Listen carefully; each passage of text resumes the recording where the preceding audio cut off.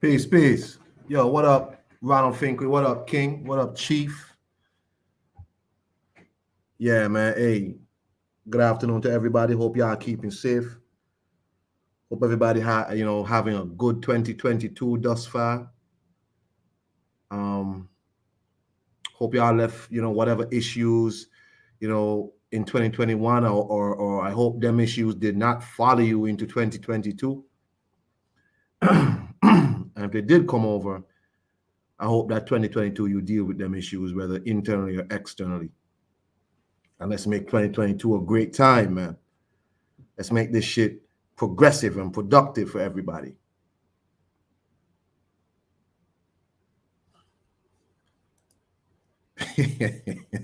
Yeah. The Floyd voice, flipping and dipping. It's weird, man. Floyd doing a lot of these little commercials online for security companies, for car companies. He reminds me of one of them people in like really small local markets doing like used car sales or like selling some of the weird local shit. So he's in like I think in Dubai or wherever he is, and he's selling everything.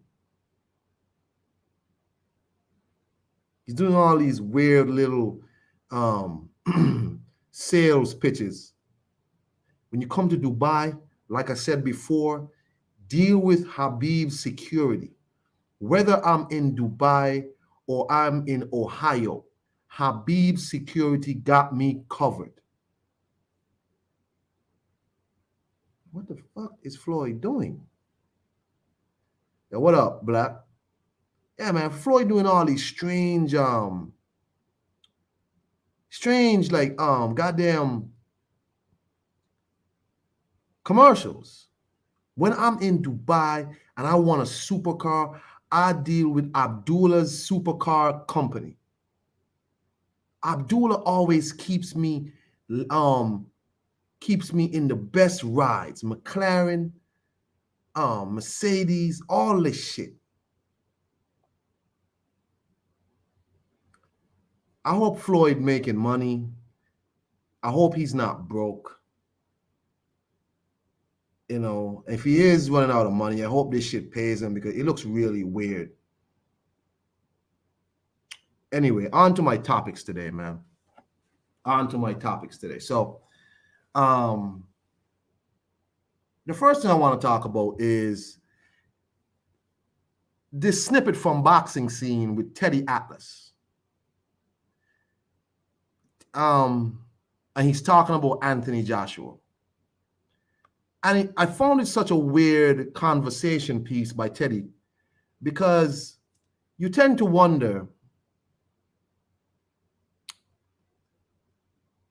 can Anthony Joshua do anything right for some of these people? I don't think Anthony Joshua ever got a fair shake from people like Teddy Atlas. And if you don't know what I'm talking about, it's an Unboxing Scene. And the headline reads, Joshua accepts defeat too easily, like a guy that made too much money. And it's really interesting because that's about the second or third time I've heard Teddy Atlas talk about Anthony Joshua making too much money. For some reason, Teddy Atlas has a weird obsession with Joshua and the money that he's been able to make in his career. Peace, Laron. And let me share the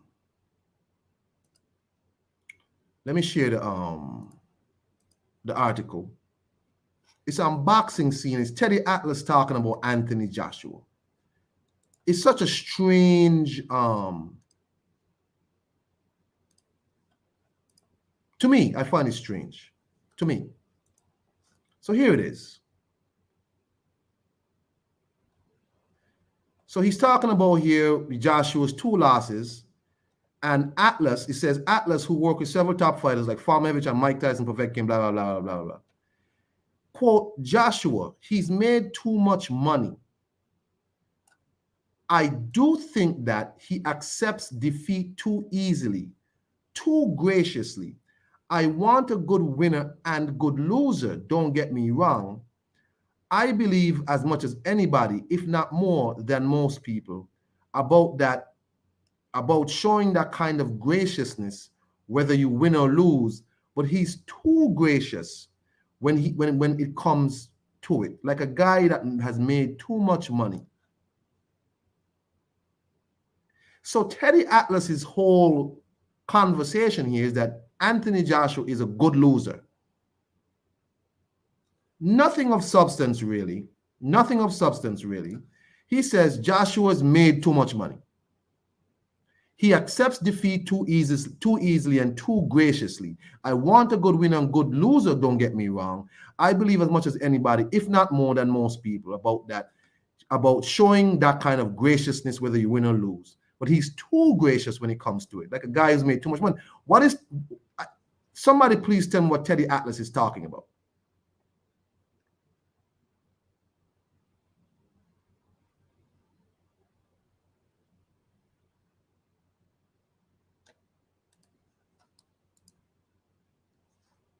Teddy Atlas is basically saying, and mind you, he says he believes more than most people that you should be gracious in winning and losing, but somehow Anthony Joshua accepts defeat too graciously.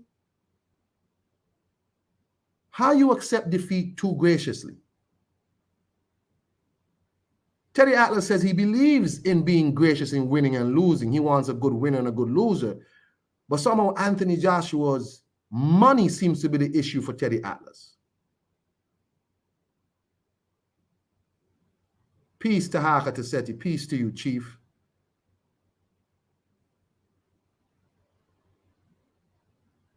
I'm really confused as to that comment by Teddy Atlas. Like, so Anthony Joshua loses his fights. He don't shit on nobody. He don't have no bunch of excuses. He takes his loss in stride, does all that. Anthony Joshua wasn't even a dude who, even when he won, he wasn't a dude who did too much neither. He won. He didn't shit on his opponents, didn't disrespect nobody, just won, celebrated, and went home. Or went out and partied with his friends, and that's it. But Teddy Atlas seems to be stuck on the fact that Anthony Joshua has done very well for himself in the sport. Is Teddy Atlas comfortable then with a lot of these dudes, people like Michael Moore and all these people? You know, people like Mike and all these guys who made a lot of money, who broke now. Is that what he wants to see? Anthony Joshua fought for his money. Anthony Joshua made himself into a person that people want to sponsor, companies want to get behind.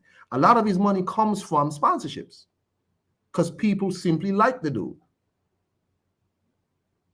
And people want to pay to see him fight. But Teddy Atlas has a problem with Anthony Joshua making a lot of money. Let me read again what Teddy Atlas said. Let me read again, because I need somebody to explain to me what Teddy Atlas is talking about. Quote, open quote, Joshua, he's made too much money. He starts off by saying that. Atlas said on his podcast, The Fight, I do think he accepts defeat too easily and too graciously. I want a good winner and a good loser, don't get me wrong. He goes on, I believe as much as anybody, if not more than most people, about showing that kind of graciousness, whether you win or lose. But he's too gracious when it comes to it, like a guy that has made too much money. So twice, he starts off by saying Joshua's made too much money, and he closes by saying the guy has made too much money. Somebody explain to me, what is Teddy Atlas's problem with this man? This is not the first time I've heard Teddy Atlas speak on the amount of money Anthony Joshua has made. Not the first time. He says he believes more than most people about being gracious in defeat and gracious in winning. But somehow Anthony Joshua's demeanor, whether he wins or loses, or in this point when he loses, oh, he's just too gracious. He's too gracious. What is too gracious? By saying congratulations to my opponent, and I'll see you in the rematch because I can win the rematch. What's too gracious?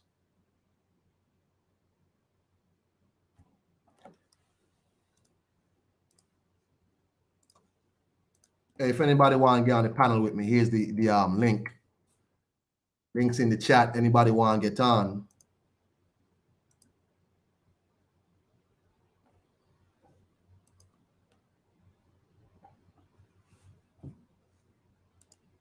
But Tony, that's the thing. Nobody has ever accused Anthony Joshua of being lazy. Nobody's ever accused him of being lazy. It's like every time I see this dude, he's working on something. He got beat by Ruiz, got punched up, and he got outboxed by Usyk. He might have picked the wrong game plans in both, but nobody can say he didn't work his ass off for them fights. He worked so hard, he dropped a lot of weight for the Usyk fight. That's a lot of working.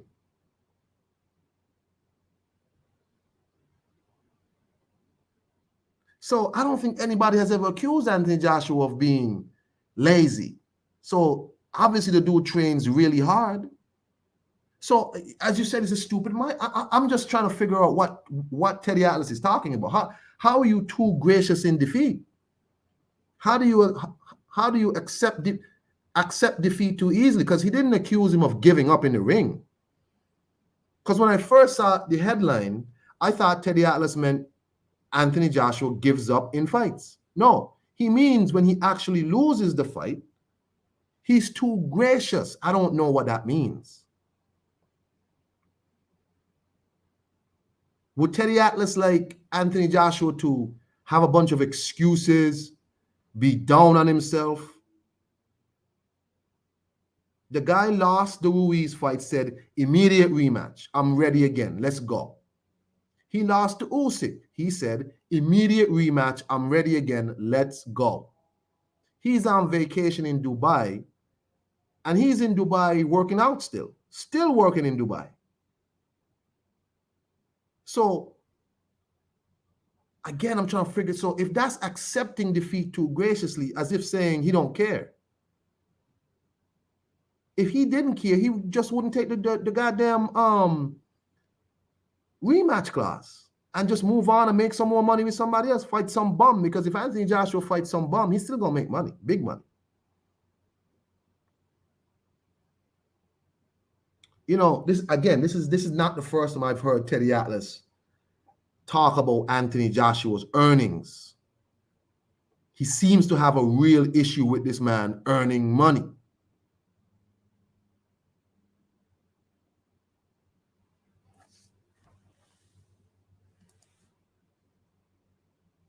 I don't know. Men from Teddy Atlas era readily attacked young men who earned a lot of money from sport or entertainment. Okay. Ronald Finkley says he wants AJ to be throwing chairs at cameraman and not realize he just had the wrong fight plan for Usyk. Exactly. Yeah, you're a fireman.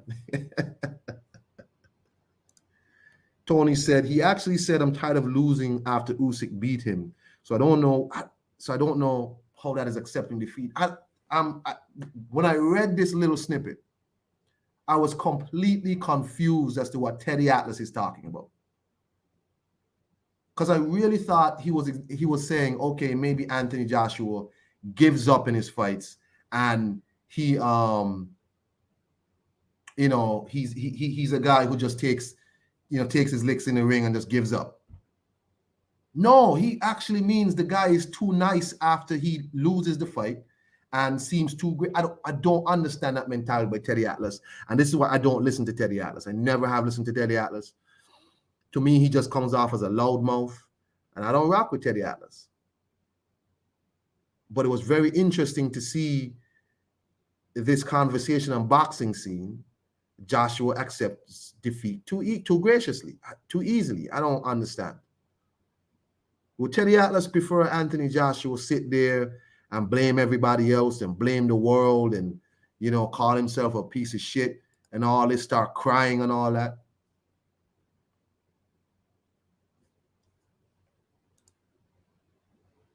Yeah, Ronald. Ronald says better yet, he wants AJ to say I was railroaded like wild. Maybe. Maybe he wants Joshua to say somebody took advantage of him or something.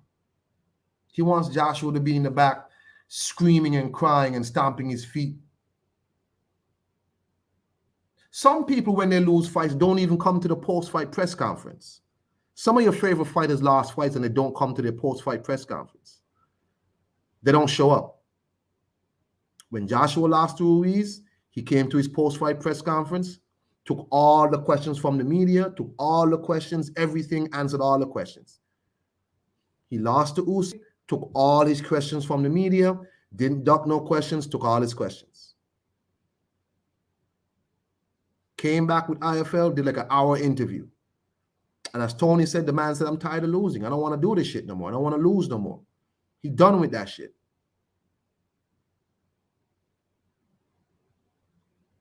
But you open by saying Joshua's made too much money, and you close by saying he's made too much money. What is it about this man's earnings that bother you? He didn't steal from nobody. Anthony Joshua is the one who brought heavyweight boxing back into the limelight. People can argue that all they want, but Anthony Joshua is why there's money in the heavyweight division again. He's why. He's the reason why Teddy Atlas is talking about heavyweight boxing today. It wasn't Deontay Wilder. It wasn't Tyson Fury. It's Anthony Joshua. All of these guys' earnings are based around a possible Anthony Joshua fight. All of them. So Anthony Joshua raised all these guys' paychecks. But somehow he's made too much money. It's just interesting to me.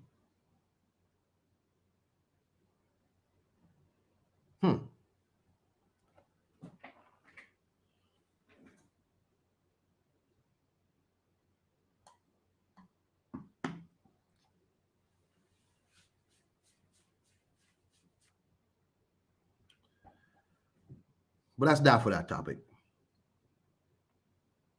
So Demetrius Andrade is the new thing making the rounds in the so-called hardcore YTBC is that Demetrius Andrade is set to duck Yanibek Alim Kanuli.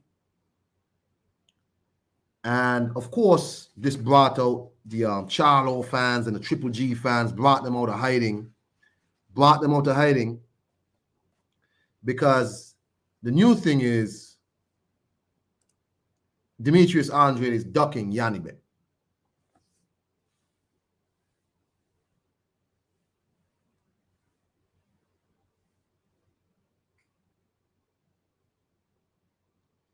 So Demetrius Andrade was mandated to fight this dude Yanibek after he just fought a mandatory in the year. And this comes after Demetrius and his team petitioned the WBO to support him being the mandatory for the WBC. Being the mandatory for the WBC. And what happens?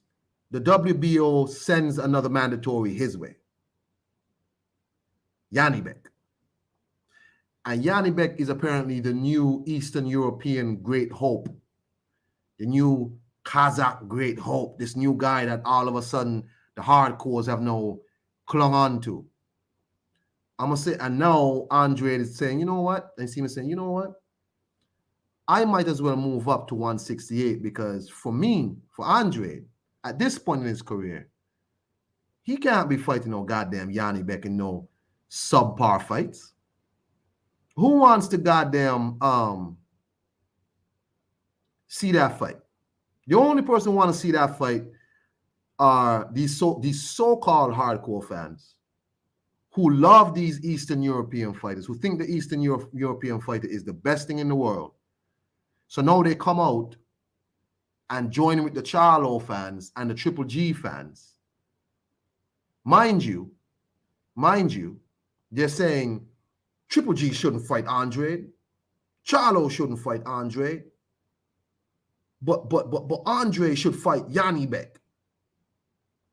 So you don't want your favorite champion, whether it be Charlo or Triple G, to fight Demetrius Andrade and unify the division, put some life in the division.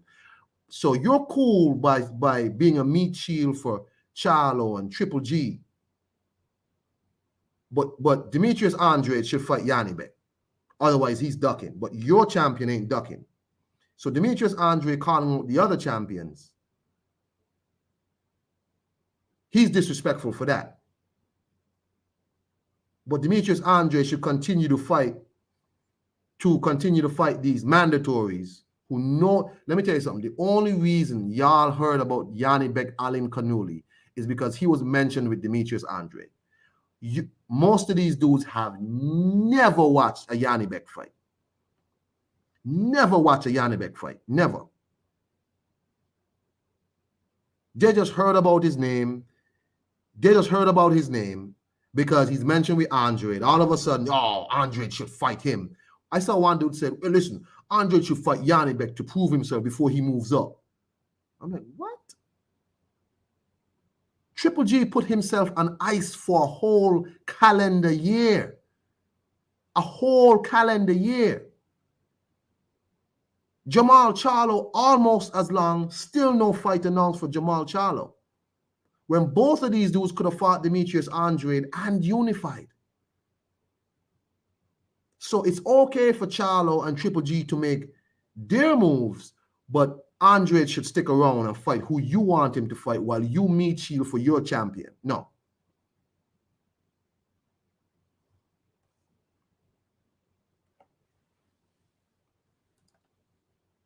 Exactly, Tony. It's always some shit when it comes to Andrade and Haney. Always.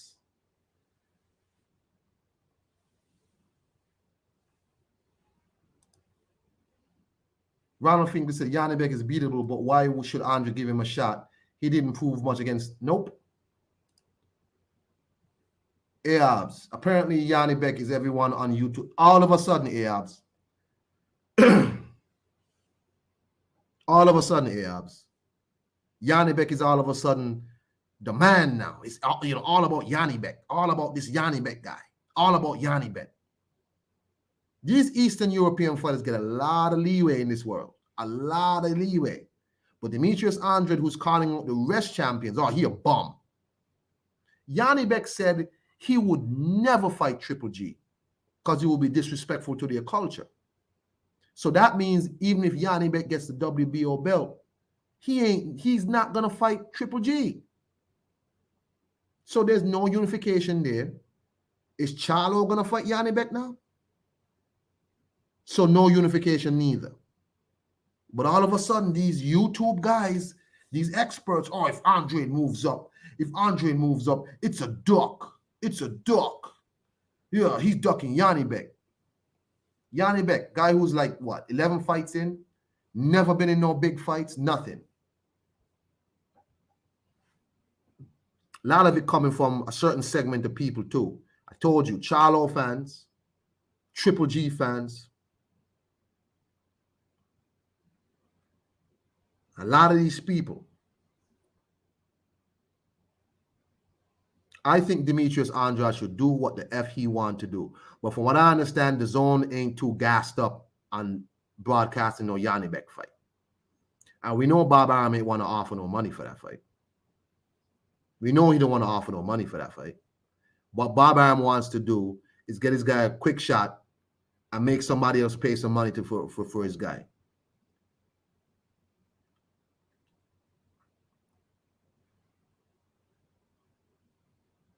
Demetrius Andrade is calling out the other champions, and you have people meat shielding for the other champions and demanding Andrade fights an 11-0 guy. Imagine that shit.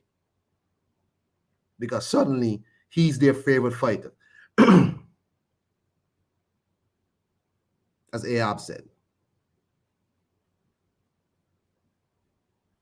Let me say again.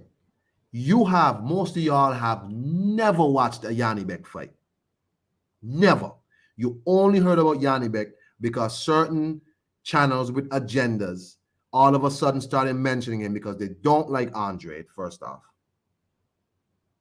And some of you worship Eastern European fighters.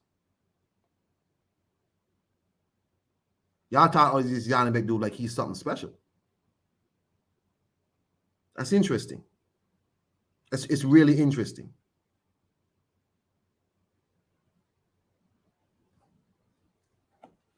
Ronald Finkley said, I hope Andre will move up and off a planted shot. I hope so. But man, let me tell you something.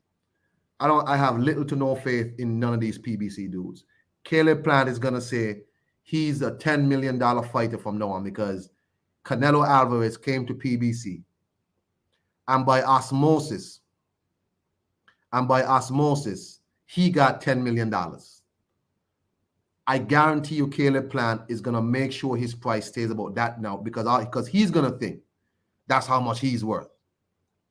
So I have no faith in none of these PBC dudes fighting Andre. Remember, Andre was offered by Eddie Hearn. He would come to PBC and fight Jamal Charlo on your station, on Fox, on Showtime, whatever you want. They still said no. And that was a for sure pay-per-view. But instead of an Andrade versus Charlo pay-per-view, we got Luis Ortiz versus Charles Martin on pay-per-view. You take that.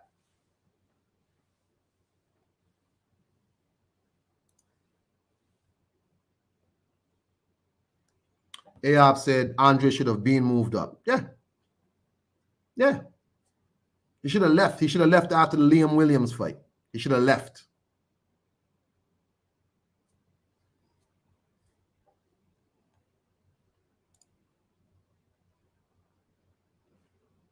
Oh, real? PBC trying to push Johnny Rice as somebody? Nice, man. Tony Review said, Andrade is ducking Yanibek. However, Canelo never ducked Andrade when Andrade was a champion in 2 of Canelo's weight classes. Plus, Canelo could have made his dreams come true with Undisputed years ago, Tony. Tony, spot on.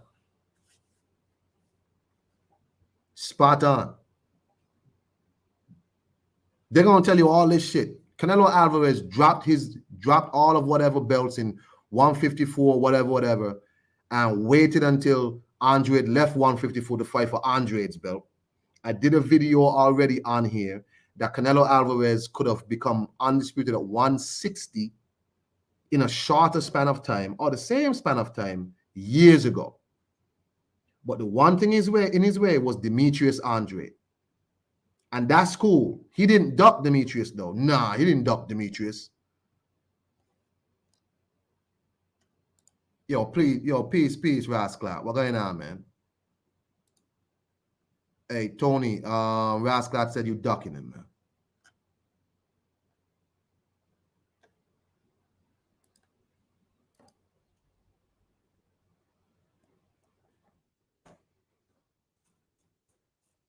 man. Rasclat said Andrade making it seem like he being ducked, but Andre's the one avoiding fight. I disagree.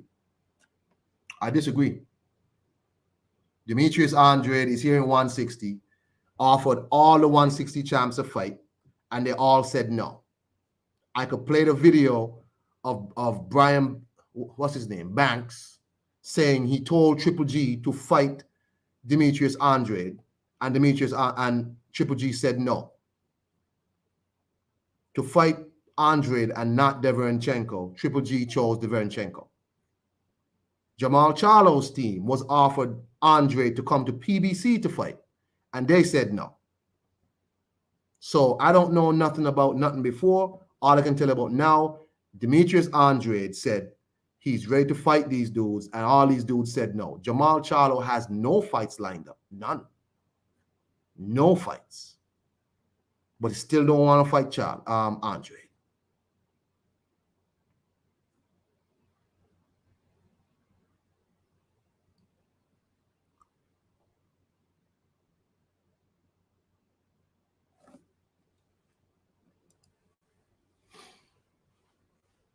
Yep. That's cool, man. It's unfortunate. Jamal Charlo admits that he got the offer from Eddie Hearn, but he's not the matchmaker. Tom Brown Promotions or whoever says they're not paying for no Andrade fight on PBC. I can pull the article up. And you know who they fought instead? Juan Montiel. Till now, Jamal Charlo don't have a fight lined up. I think Jamal Charlo is waiting around to be a tune-up for Canelo.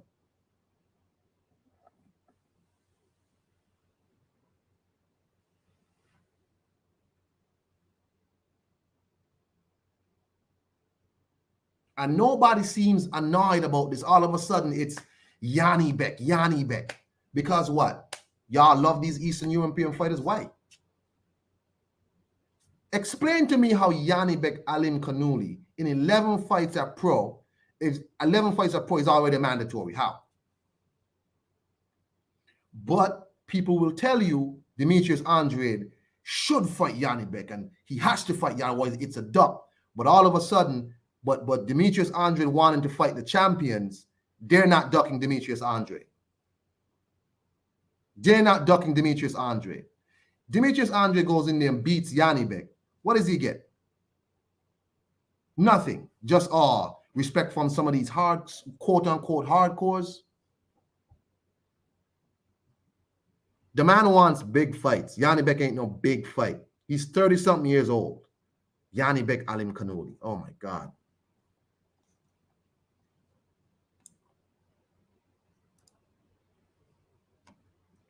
Andrade's career being sad, really. He should leave boxing. No one treated him. Leave boxing for what? The people who duck Andrade should leave boxing. Triple G should leave boxing. Jamal Charlo should leave boxing. The people who ducked him should leave boxing. Why would Andrade leave boxing? I disagree with that 110%.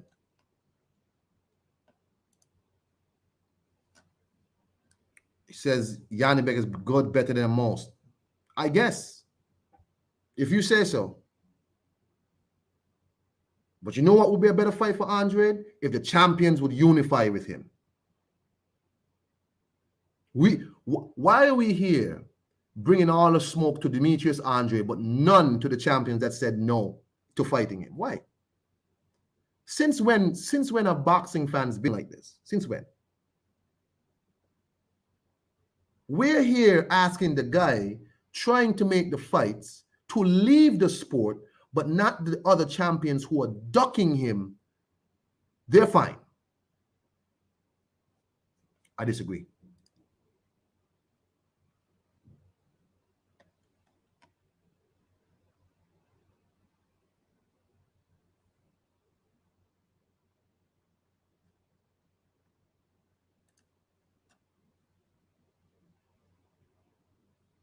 One, two kids said, what is it about Andrade with the title that these guys scared of? Boxing treats Andrade like he got COVID. Something's wrong. And you got dumbass people telling me shit about, Andrade pulled out a fight with Jamel. Yeah, they don't even know which Charlo it is. He pulled out a fight with Charlo years ago. They don't even know. You imagine explaining to a new boxing fan that the reason why Jamal Charlo shouldn't unify his belt with Andrade today is because Andrade and his business partners back about 5-6 years ago in a completely different division, because Andrade pulled out of a fight with Jamal's twin brother back then. So that is why Jamal now shouldn't fight Demetrius Andrade for more money. Imagine explaining to a new boxing fan that.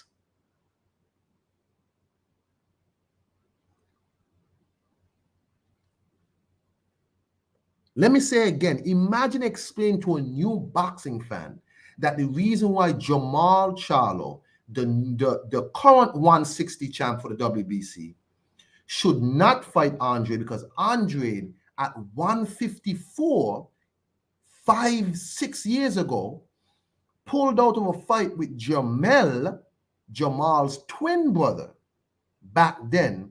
So he should not fight Andrade now at 160. Imagine that. And that's okay. But Andrade, he should have to fight Yanni Beck.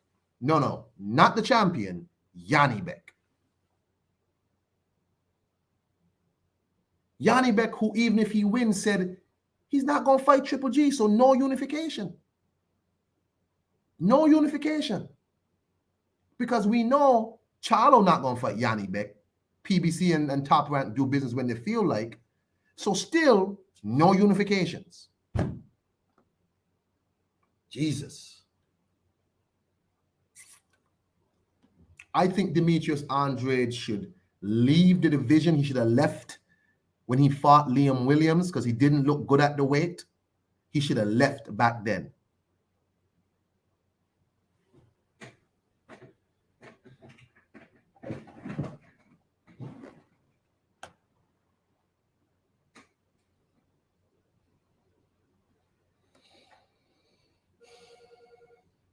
One second.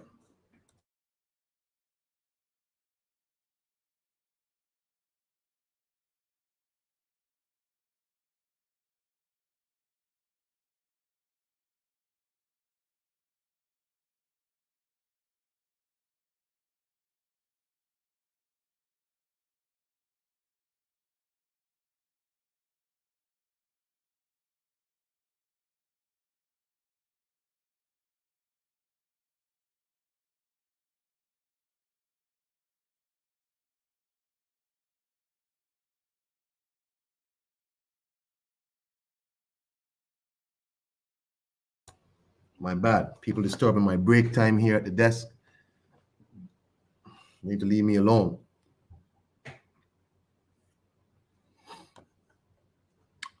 Tone in the house. Tone says, sup, Kong. To me, a duck is a duck. No double standards tolerated, but I suppose what's good for the goose is good for the gander. Imagine being a belt holder and still being in the Who Needs Him club. I don't know. I don't know. If you want to call Andre telling Yanni Beck, hey, if he does in fact not fight Yanni Beck, if you want to, hey man, keep the belt. But if you want to call it up, fine, call it a duck. But nobody's gonna sit here and tell me Demetrius Andrade is on the wrong end of this when he's trying to make bigger fights and the WBO and the WBC sabotage them. Asking the WBO to support him in his quest to become Charlo's mandatory and unify with Charlo. Even though the WBC has it in their rules, and he's not asking the WBO to do it, he's asking to support him and sanction the fight if the WBC says yes. What does the WBO do? Here's another mandatory for you. And some 11-0 guy. A guy who's done absolutely nothing in this sport. Jesus.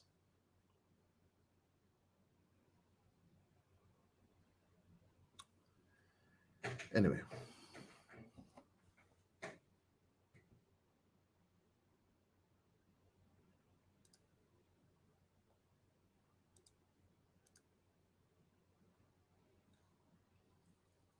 Yep.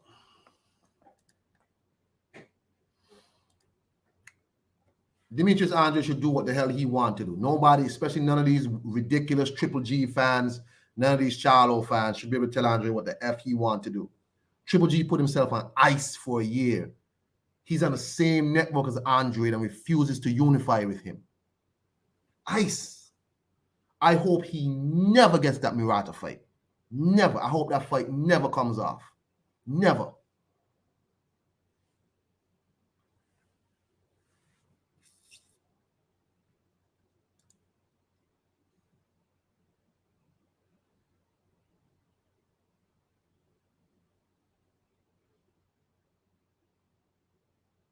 That's that for me on that topic.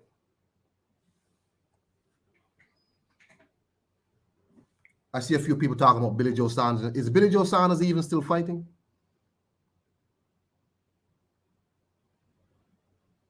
Is Billy Joe Saunders fighting? Is he still even active? That dude don't look like... I haven't heard shit from Billy Joe Saunders. Is he even still fighting?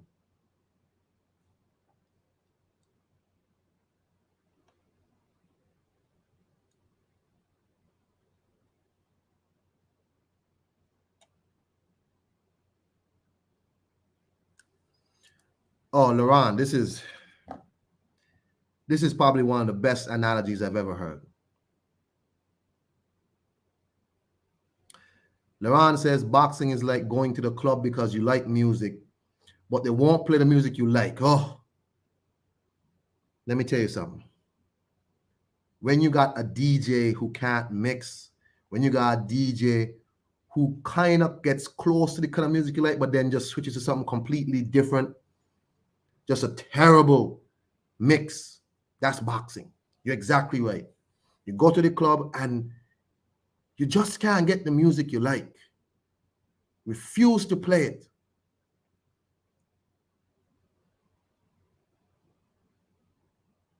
But if he moves to 168, the first fight Andrade should get is Billy Joe Saunders versus Andrade. That's the fight. That's the fight.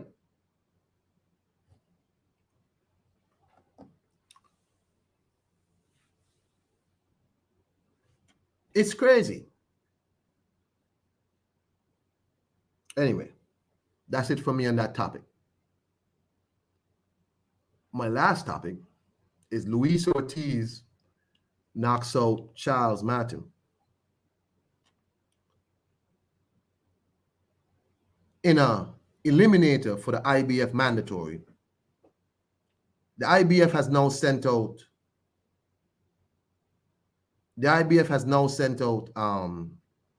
a letter to both camps saying to Luis Ortiz saying he has 3 days to accept a fight with Hrgovic. Apparently Hrgovic, according to Kala Sauerland, has already agreed to the fight. Luis Ortiz has been sent a letter to accept a fight with Filip Hrgovic to determine the mandatory for the IBF belt that Usyk currently has.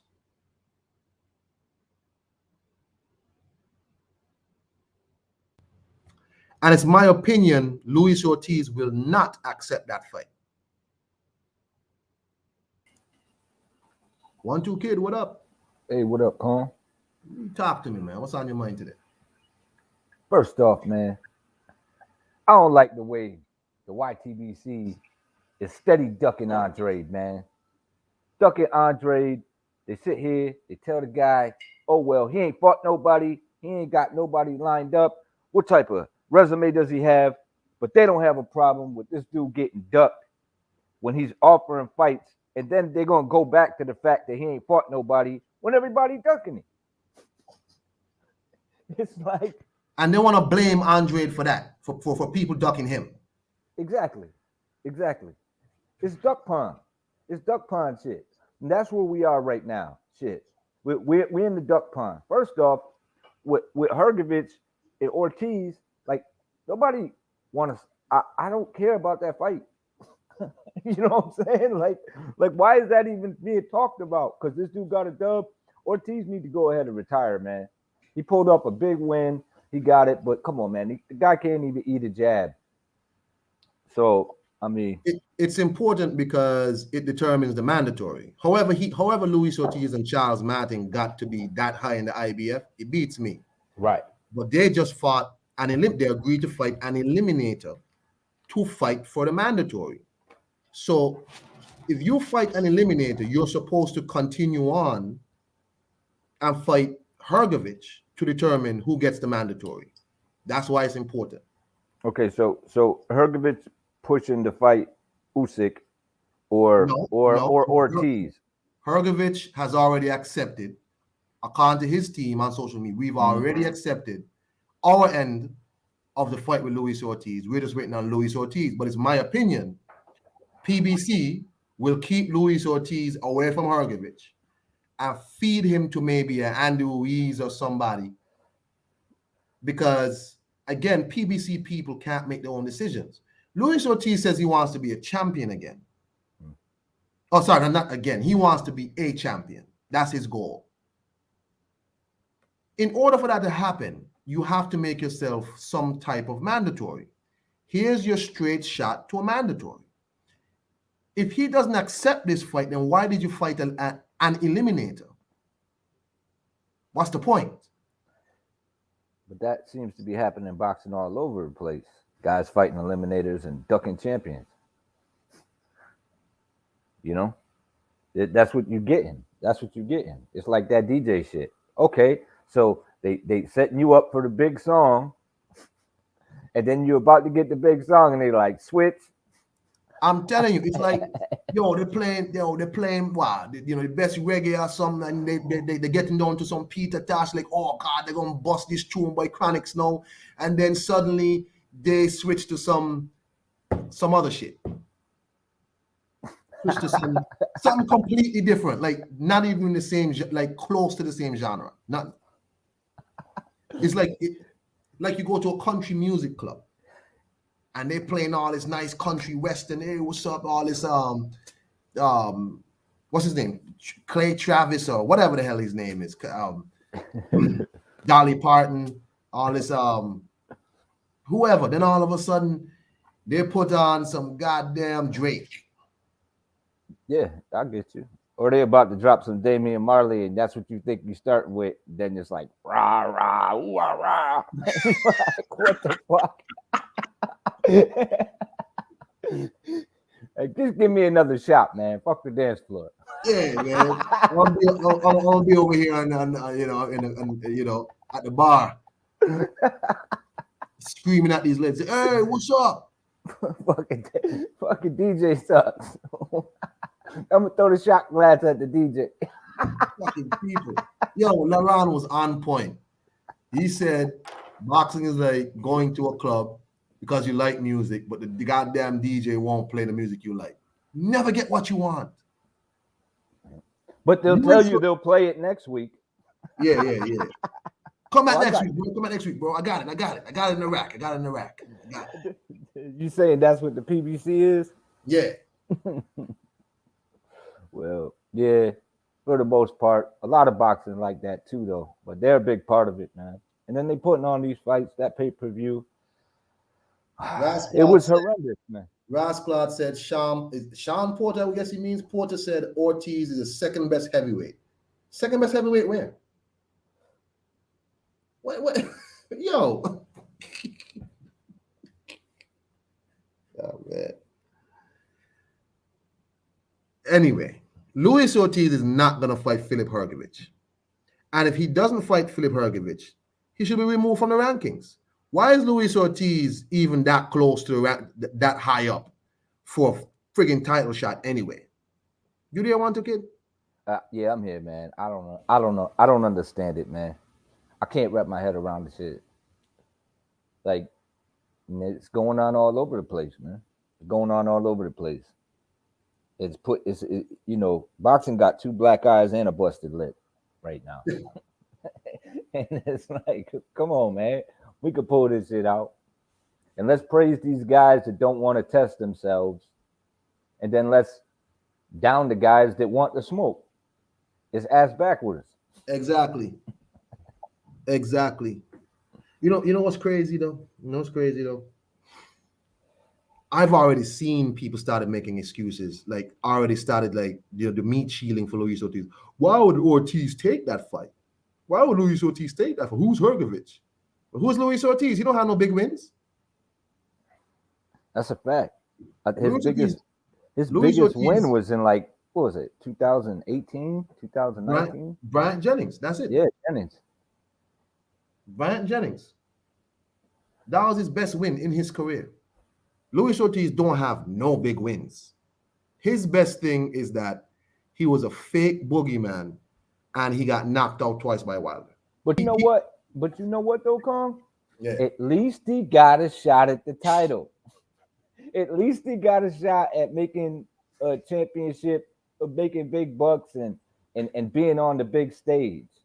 You know? And why can't they do that with guys like Andrade and Haney and Bivol and all these guys that want to smoke? And I think I seen the video that you dropped where Tyson Fury talked about he don't want nothing to do with Usyk. Like, yeah, he said that when the Joshua fight was announced with Usyk, and I was just like, yeah, how does Tyson Fury have fans, bro? How? I don't know, man. And that's the pattern. Go in there, say it's really not that big of a fight, then call him a little man, and then when he pulls up on you, give him 5 and immediately realize, the perfect time type shit. You know what I mean? He pulls up on you like, yo, I'm right here, bro. What you doing with that WBC? What's up with that? Anything but you, motherfucker. Oh man. Anything but undisputed. You know me. Oh man, that's crazy. And then even if he did have pulled off the undisputed, no one thinks he's gonna stick around to defend it anyway. It's just his mentality, man. He want to talk about being happy in life and stuff. And it's like, then what's all that shit that you putting on prior to these fights? He's a bum, he's a dosa. I'm gonna knock him spark out. I'm from a long line of fighters. Then it's, yeah, you gotta be happy. It's like, what? Like, you gotta be happy. Like, okay, yeah, I get it, but man, you pulling it out the bag when it's convenient. And that's what you get, man. That's the type of shit you get. Guys want to move up. I think Reynoso said something about Canelo not fighting at 175, and it's unfair. I thought the dude did fight at 175 when he fought Kovalev. But he wants to move to cruiserweight, and that's not unfair. I don't understand that either. Yep. Let me see what I got here. Oh, Toby says they say Ortiz was avoided, but Andrade is a ducker. Yeah. Yeah. Luis Ortiz, by the way, who was offered the fight with Dillian White, a headliner in England, said no and told Dillian, you know what, though? Well, we could still fight, but on the undercard of Wilder Fury 1. But they don't talk about that shit. They don't talk about Luis Ortiz ducking that fight in Madison Square Garden with Anthony Joshua. He's not a ducker then. Right? They don't talk about that. He's still a boogeyman, though. Yeah, he the boogeyman. Right? But Luis Ortiz is not going to fight no Hrgovic. Luis Ortiz is going to be kept over at the PBC to fight whoever. Maybe you don't make Luis Ortiz versus Johnny Rice. Maybe. God, that fight. Oh man. Johnny Rice put a beating on Michael Coffey, bro. He did. But Jesus. Beat the dog shit. But man. I don't know what Ortiz is going to do, but I do know that even though he says he wants to be a champion, he's not going to fight Hrgovic for that mandatory spot. People are going to say, why does Ortiz need that fight? If you want to be a champion, you have to fight to be a mandatory at somebody. That's the IBF mandatory shot. You should fight Hrgovic because before the Charles Martin fight, the tagline of the fight was, oh, nobody want to fight us. We the boogeyman. Charles Martin and Luis Ortiz. We the boogeyman. We the boogeyman. Well, Filip Hrgovic has said he's already accepted his end of the fight with you. He's ready. It's up to Luis Ortiz now. And I'm telling you, Luis Ortiz is not going to fight Filip Hrgovic. He's not. And I don't understand why, because Hrgovic don't look special to me. But then that's me. I have an untrained eye. That's me. He hasn't in the last couple of fights. He hasn't looked good at all. He don't look special to me. Yeah. I'm like, what? Just go fight this dude. He don't look special to me. Yeah. Jesus. Early on, he had a spark, but I just don't. I'm not seeing it of late. I'm not seeing it of late. There's a lot of sparring wars talk and all that stuff, but when he under the big lights, it's like, where that guy at? Where is he? Exactly. So you seen the odds for Spence and Ugas? No, what's the odds? Minus 400 for Spence and plus 2 something for Ugas. Say again. Minus 400 for Spence, plus 270, I think, for Ugas. No, you think about that. I think it's fair odds for the popularity, but I don't know nothing about even Vegas knows. Even Vegas knows. So when you're like that, basically when you got like plus 400, they're favoring you to win, most likely on the scorecards. When you minus 400, and there's a good chance that there might be an upset. You know what I mean? Those odds are good. They're not bad. They're pretty fair, actually. Because they usually. Who you got in that fight? Who you got? I got Ugas probably winning the fight and Spence getting the decision. Because Vegas don't lose, y'all. Very rarely. That's hilarious. Well, I think it's gonna be a good fight. Good I don't fight. know what picking that fight because Errol going through a lot of shit with his body right now, and I don't know what Errol Spence is gonna show up, and I just don't know. I just don't know. Yeah, I mean, even if but that's the whole thing. Even if Spence shows up 100%, it's a good fight. Yeah, so If Spence doesn't show up 100%, it's still probably gonna be a good fight. Like Spence does come to fight in oh all yes, of his fights. Spence He's ain't going. exciting, Spence ain't going to take no back steps. He coming. So and Ugas, I don't think he's gonna lay down. nah, So it's gonna yeah, be. he coming to fight too, man. And he just beat the legend. He It ain't the retired the fight that legend. I asked him for, but whatever. But he retired the legend, man. And Yeah. people need to be talking about the guy. He earned his right to be where he's at. Of course, everybody wants to see the Bud Spence fight. We all been clamoring for that. But it's the club. Shout out to Laron. It's the club. But you know what? They playing the number 2 and number 3 best songs. So that's not too bad. At least we getting it as fight fans. The way we can enjoy a fight. But I just don't feel like they really want to work with Top Rank until the last minute, and hopefully that fight still is still there when the shit hits the fan. Because if Ugas pulls that win out, what type of numbers and what type of money going to be offered to Bud and Ugas in that fight, and what type of numbers are they going to do? Like, is it going to be a big fight?